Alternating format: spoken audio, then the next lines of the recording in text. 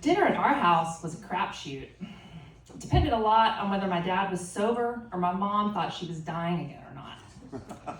If everyone was alcohol and imaginary disease free, we had wonderful Southern dinners at the kitchen table in our 80-year-old house in the country. Think skillet fried chicken and skillet corn, chicken fried steak and mashed potatoes from scratch, and a lot of homemade biscuits and cornbread. The food was delicious, but my parents both chain smoked, and my father would often smoke while he ate, using his plate as an ashtray.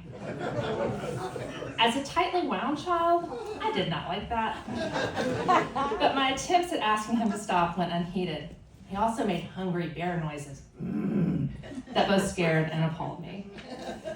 If my dad wasn't sober, it meant that he wasn't home, and also that my mother was either suffering from a new ailment, telling me how we had to leave the house and finally be free of dad, even though she would be wildly in love with him again 3 days later when he got home, or not talking to me due to something I had done, though I could never figure out quite what.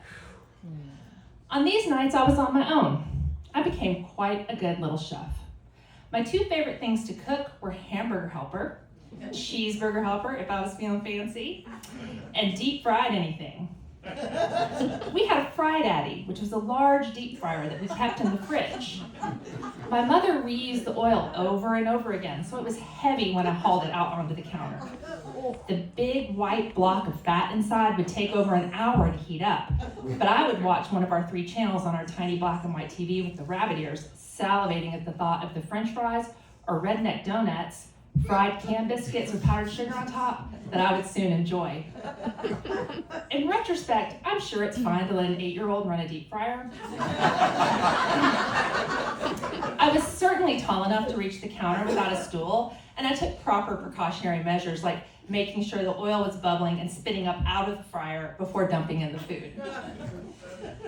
I honestly think I enjoyed my dinners alone more than the ones with my parents. Even though I didn't know the specifics of their dynamics at the time, that my father was an alcoholic and my mother was a crazy-ass hypochondriac, I still felt the tension, and I could never relax and really enjoy those biscuits. But if I made cheeseburger helper, I enjoyed the whole skillet all by myself, often in the company of Barney Miller or Hawkeye Pierce. It makes me hungry and a little homesick just thinking about it.